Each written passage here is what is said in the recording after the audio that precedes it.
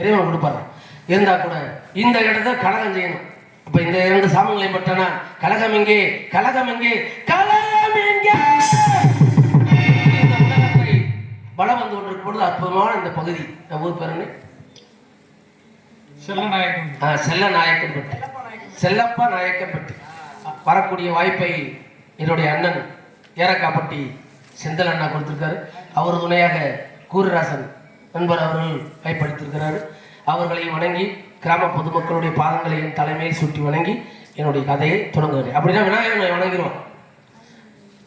இப்ப உலகத்துல எல்லா கடவுள் இருக்காங்க, எத்தனையோ கடவுள். எங்க பார்த்தாலும் கோயிலுங்க. மரமா கோயிலாக்குறேன், எல்லாத்துக்கும் கோயிலாக்குறேன், மனசை மட்டும் கோயிலாக்குறேன். மரத்துக்கு ஒரு சேலையை கட்டுறேன், ஒரு பட்டையை போடுறேன், அங்கேதான் போடுறாங்க தவிர மனசுக்குள்ள பட்டையை போடுறேன். இந்த பட்டயத்தையும் போடுறேன். அந்த பட்டை உனக்கு தெரியாதுல, நீ நல்லா வயல. அப்ப அங்கெல்லாம் ஒரு மரத்தையும் கல்லையும் சாமியாக்கக்கூடிய நம்ம மனிதர்கள் ஏன் உள்ளத்தை விட்டு ஒரு ஆலயம் ஆக்க முடியல? அது சொன்னார்கள், உள்ளம் பெருங்கோயில் ஊனுடம்பு ஆலயம்னா. உள்ளத்தை ஆலயம் வச்சுக்கோங்க, இறைவன் குடியிருப்பேன், துன்பம் இல்லை நீங்க. மனுஷன் வந்து பாவம் செய்யக்கூடியவன், தெரிஞ்சுக்கோங்க. அந்த பாவத்துக்கு விடுபடணும். ஒவ்வொரு பிறவியும் நாம் செய்யக்கூடிய பாவத்தை அனுபவிப்பதற்காக பிறவி. ஆகையாலே உலகத்தில் எத்தனையோ கடவுள் இருக்கும் பொழுது எந்த தொழிலையும் தொடங்குறதுக்கு முன்னாடி பிள்ளையார மனைவி தான் தொடங்குற. ஏன் பிள்ளையார வணங்குறான்? ஏன் சிவனை வணங்கக்கூடாது? ஏன் முருகனை வணங்கக்கூடாது? ஏன் ஆதிபராசக்தி வணங்கக்கூடாது? ஏன் ஐயனாரை வணங்கக்கூடாது? ஏன் கருப்பசாமி வணங்கக்கூடாது? ஏன் விநாயகரை வணங்குற? அப்படின்னா அது பெரிய தத்துவம். சரியா? அது இருந்தா கூட அதை நான் சொல்லிடலாமா? ஏன் விநாயகரை வணங்கி தொடங்கி ஒவ்வொரு செயல் தொடங்கும். ஒரு பூமி பூசை பண்ணணுமா, விநாயகர் ஒரு சாணம் ஒரு ஆரம்பம். ரொம்ப எளிமையான கடவுள் விநாயகர்.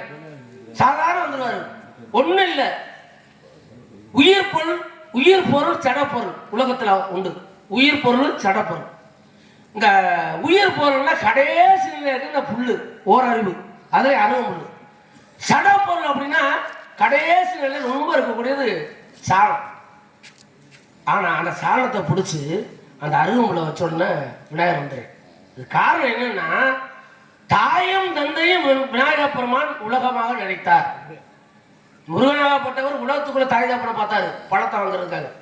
ஆனா விநாயக பெருமான் தாயும் தந்தையும் தான் உலகம். நம்முடைய உலகத்தை காட்டுவது யாரும் தாய் தந்தை. தாயும் தந்தை வணங்குங்க. யாரும் வணங்குறது இல்லை. வணங்காட்டாலும் பரவாயில்ல, அவங்களுக்கான தேவைகளை அவங்களுடைய அந்த தியாகத்தை மதித்து அவங்களுக்கு சேவை செய்யுங்க போதும். இறைவனும் உங்கள்கிட்ட வருவார். அப்படி நினைச்சதுனாலதே, தாயும் தந்தை நினைச்சதுனாலதே நம்ம ஒவ்வொருத்தரும் விநாயகரை வணங்குறோம் என்கின்ற காரணத்தாலே. விநாயகனே ஞானத்தின் மூலம் முதலாவார், விநாயகனே வேண்டுவதை ஈவார், விநாயகனே எண்ணத்தில் வாக்கில் செயலிலே முன் நிற்பார், அவன்தான் துணை ஓங்காரமே.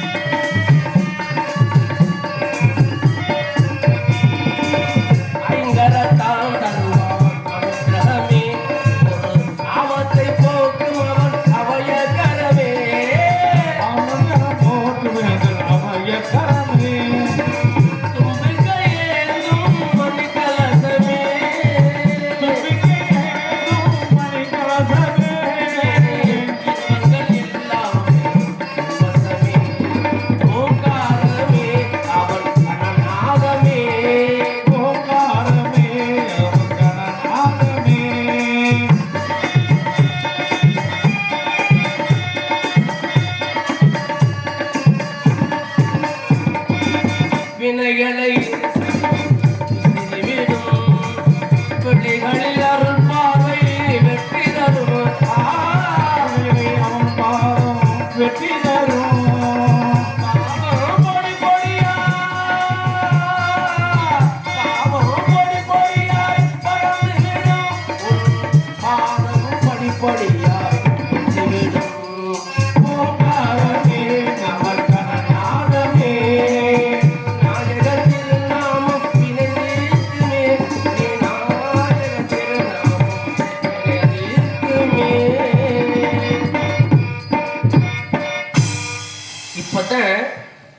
இந்த நாடகத்தோட வரலாறு சொல்ல போறேன்.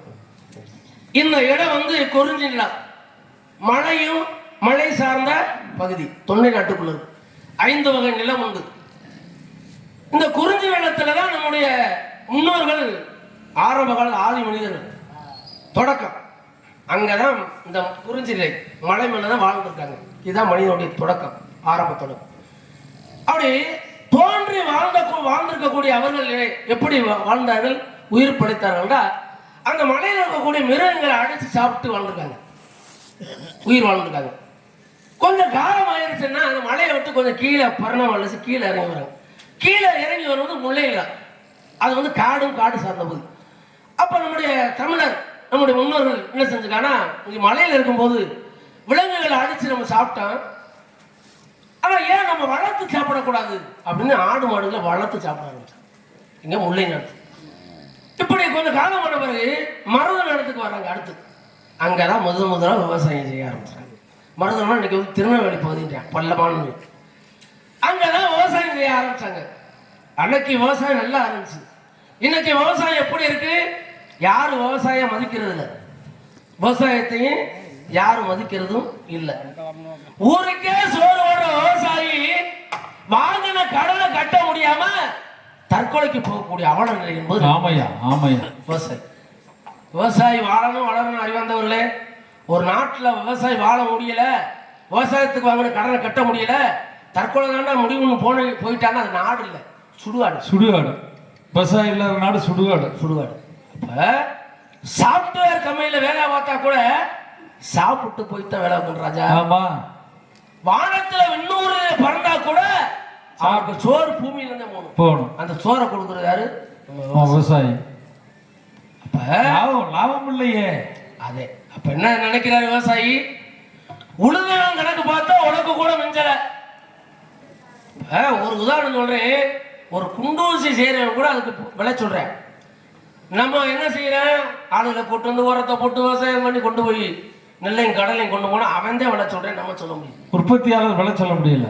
சொல்ல முடியும். பெத்த பிள்ளைக்கு நம்ம வேற வைக்க வியாபாரி வைக்க வேலை. அவன் இல்ல நான் சொல்ற விலைக்கு கூட தூக்கிட்டு போறாங்க. அந்த நெல்லையும் கடலையும் விவசாயி முளைக்க போட்டு அது எவ்வளவு கஷ்டப்பட்டு அதை கொண்டு வரேன் பாருங்க. இப்படிதான் இருக்கும்போது என்ன செய்யறாரு? என்னத்துக்கு அந்த விவசாயி வெறுத்து போய் நெல் விளையிற பூமியில கல்ல ஊண்டி விளைநிலத்தை வீட்டு மனைகளாக மாத்தி இன்னைக்கு மாத்திக்கிட்டு கூடிய அவல போயிட்டு இருக்கு. இல்ல பாருங்களேன், நம்ம ஊரே இருந்திருக்கும் பூரா விளைநிலத்துல கல்ல ஊண்டி ரியல் எஸ்டேட் போடாச்சு. இப்படி போயிட்ட சோத்துக்கு என்ன தைக்கிறது? நான் கேட்கிறேன். வீட கட்டி மக்களை பொறுக்கிட்டு போனா சோறு. அதான் சொன்னேன், ஒரு கவிஞன் இனிமே போற காலத்துல மாத்திரா சாப்பாடு, மூத்திரம் தானே குடிக்கிற நீரை வந்துடும் வரப்போது. அறிவாங்க கண்ணு எப்படி கொரோனா வந்துச்சு கண்ணுக்கு, அது திடீர்னு அது மாதிரி நம்மளை தாக்கு, இயற்கை நம்மளை தாக்கு. Hello hello. அப்ப என்ன ஆகுது? நம்ம நினைக்கிற கையில காசை வச்சிருக்கான், சில பேர் மூட்டையா வச்சிருக்காங்க. ஐயா அது எதுக்கு? ஆனா நீங்க இப்ப எங்க நிலைமை என்ன, கலைஞர்களுக்கு நீங்க வாழ்வழிக்கக்கூடிய தெய்வம் நீங்க. நீங்க கொடுக்குற காசை கொண்டு போயிட்டேன் என்ன மாதிரி ஆளுதான் வீட்டுல உழ வச்சு சாப்பிட முடியும் இல்லையா? சில பேர் மூட்டையா வச்சிருக்கேன் பணத்தை, எங்கே கொண்டு பதுக்குறேன்னு தெரியல. கொடுக்க மாட்டேன் மனசார கொடுக்க மாட்டேன், செத்து கூட போய். அப்ப என்ன கையில காசு வச்சு கடைக்கு போனா அரிசி பருப்பு கத்திரிக்காய் தக்காளி கொடுத்துட்டு போறேன். எதுக்கு விவசாயம்னு நம்ம நினைக்கிறோம். அப்ப அரிசி பருப்பு கத்திரிக்காய் தக்காளி கடைக்கு எப்படி வருது? விவசாயம் உழைக்காம வருமா? ஒரு விவசாயியோடைய துன்பத்தை நான் சொல்றேன் உங்களுக்கு. ஒரு விவசாயி ஒரு உயிர் காக்கக்கூடிய அந்த உணவை எவ்வளவு கஷ்டப்பட்டு தயார் பண்றாரு தெரியுமா?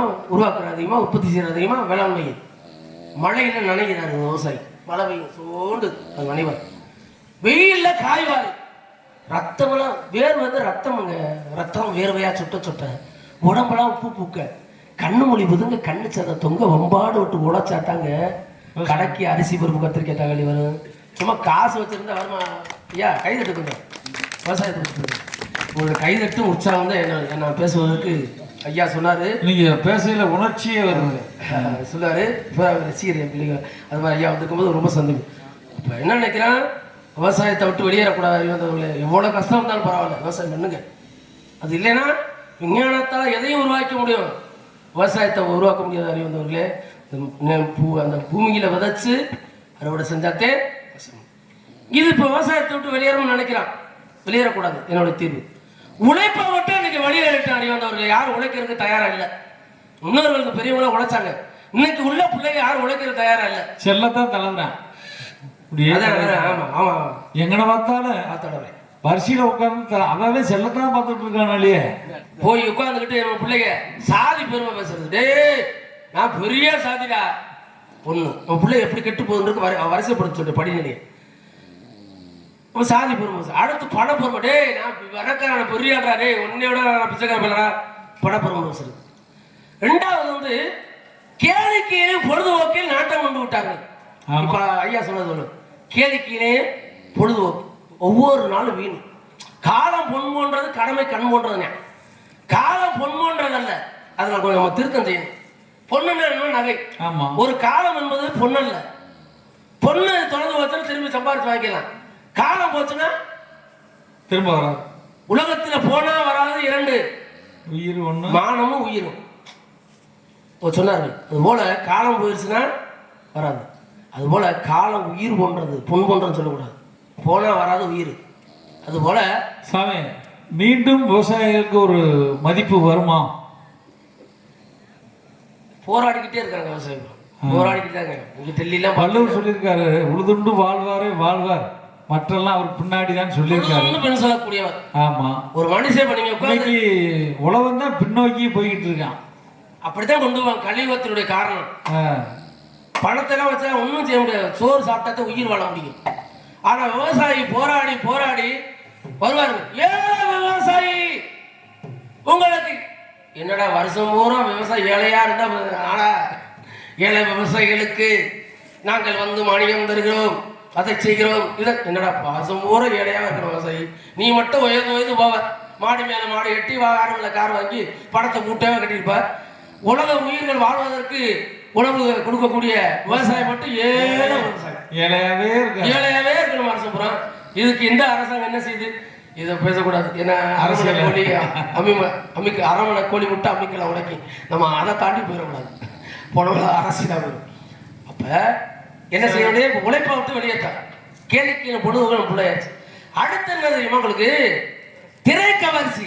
இப்ப திரைக்கவரிசி திரைப்படம் பார்க்க போறத செல்ல நோண்ட ஆரம்பிச்சு. செல்லுதான் பொழுது. வீட்டுக்குள்ள தாய் தகப்பன் இருந்தா கூட பேச மாட்டேங்காங்க. தாயும் பிள்ளையும் பேச முடியல, தகப்பனும் பிள்ளையும் பேச முடியல. அவனுக்கு தனி அறா இருக்குல்ல, எங்கடா கிறுக்கு மாதிரி லூஸ் மாதிரி உட்காந்துக்கிறேன். செல்லே இருக்கேன், காத்துல மாட்டிக்கிறேன், எதுவும் கேட்கறது இல்லை. சரி, கேட்கிற இடம் நல்ல ஆன்மீக சித்தரை கருத்துக்கள் நல்ல கேட்கிற இடம், அது கேட்க முடியாது இல்ல. எனக்கு ஒண்ணுமே இல்லாம ஒரு தாய் வந்து பிள்ளைகிட்ட என்ன உணவு சாப்பிட்றாங்க கேட்கறது கூட அந்த அம்மா மெசேஜ் பண்ணணும். என்னடா சாப்பாடு மதியம் நீங்க என்ன மெசேஜ் பண்ணுவேன். அப்படி உறவுகளோட தொடர்பு இன்னைக்கு போயிடுச்சு. அன்னைக்கெல்லாம் உறவுகள் எப்படி இருந்தது நீங்க சொன்னீங்கல்ல.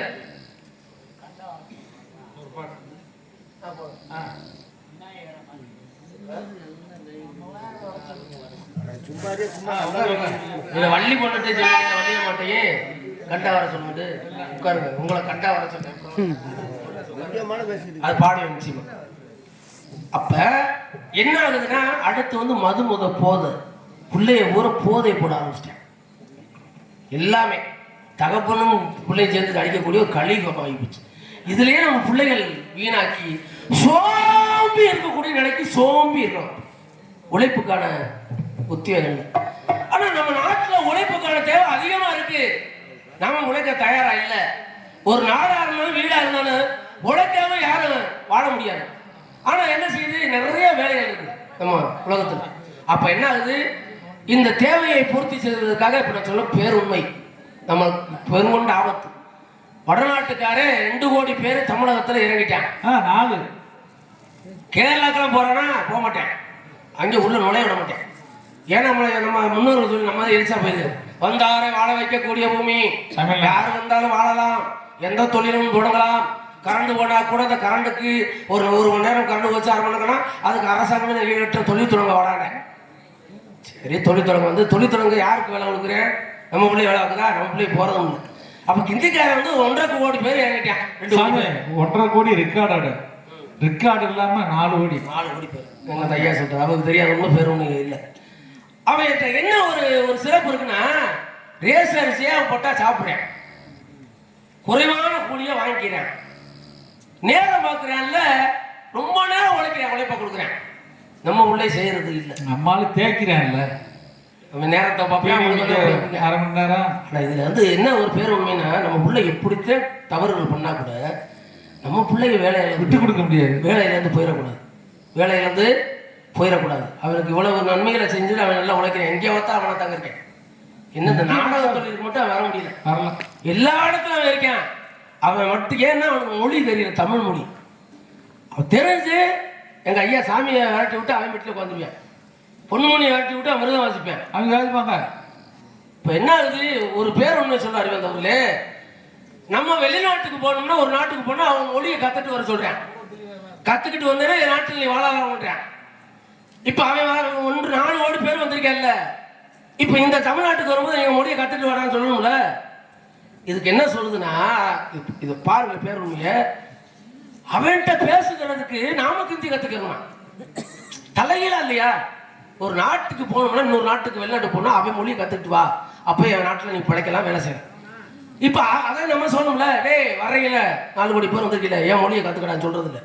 அவன்கிட்ட பேசுறதுக்கு அவன் மொழியை நாம கத்துக்கணுமா? கொடுமையை எங்கேயோ சொல்றது. இது அரண்மனை கோழி முட்டை அம்மிக்கல்ல உடைக்கும். இது இருந்தா கூட இப்ப என்ன ஆகுது, எல்லா வேலையும் அவன் தான் செய்யறான். விவசாயம் பார்க்கறாங்க. இப்போ வந்து திருநெல்வேலி பகுதியில் ஐயா பூரா நாத்துனாடுறாங்க. அந்த பெண்கள், வடநாட்டு பெண்கள் முக்காடா போட்டுக்கிட்டு நடவு செய்யுது, களை எடுக்குது, கதிர எடுக்குது. நம்ம பெண்கள் டிவியில உட்காந்து 100 நாள் வேலையில போய் உட்காந்து 2 சொரண்டு சொரட்டிட்டு அது வேலை உட்காந்துருக்கு. இதுல என்ன நம்ம மேல தப்பு இல்லை, நம்ம